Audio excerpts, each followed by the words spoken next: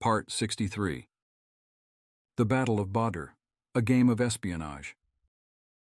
The Prophet sent several scouts to observe the Quraysh's caravan returning southbound.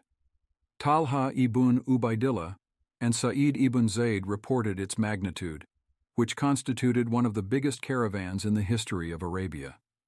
The reports do not state why the caravan was so spectacularly large, although the recent looting of all the emigrants' wealth and possessions as they left Mecca is a strong indicator as to why their current trade was particularly vibrant.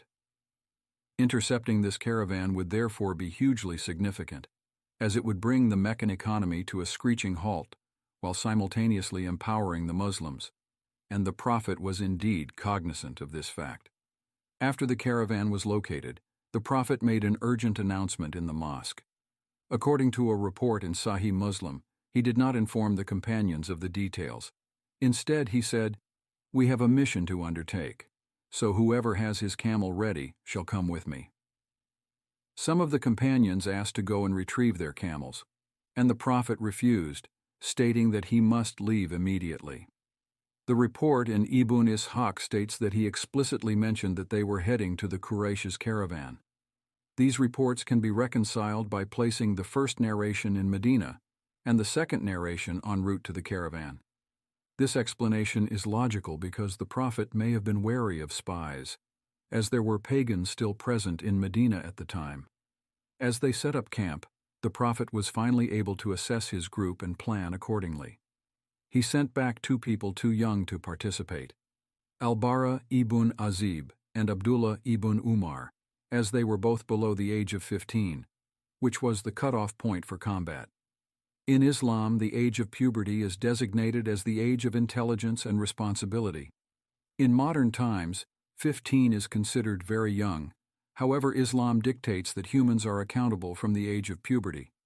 15-year-olds were considered men and women at the time of the Prophet, as well as throughout most of human history.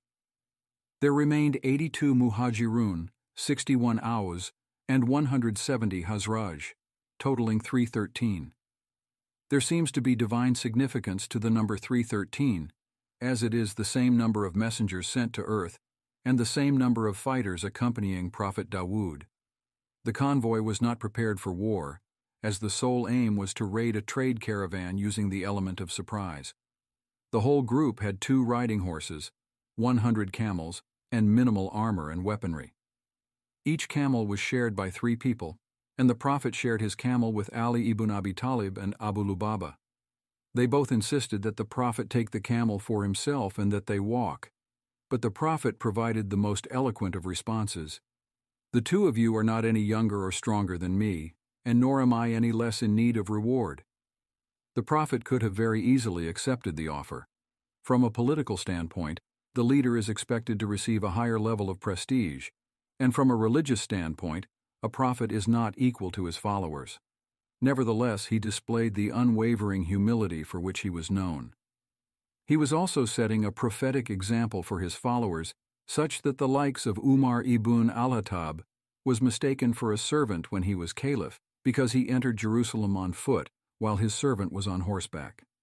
The Prophet embodied true leadership, and mentorship continued by his successors. After the close call of Ghazwa al-Ushaira, Abu Sufyan heightened his defense, sending out counter-spies to observe the Prophet's spies. One of his scouts spotted 2 men, and Abu Sufyan began to investigate. He even analyzed the camel dung left behind and noticed Medinan date seeds, realizing they were Muslim soldiers. Indeed, they were Talha ibn Ubaidillah and Sa'id ibn Zayd. As soon as he realized, he ordered the caravan to take an unknown route to avoid an ambush. He then sent his fastest rider, Damdam ibn Amr al-Ghafari, to race back to Mecca and call for reinforcements.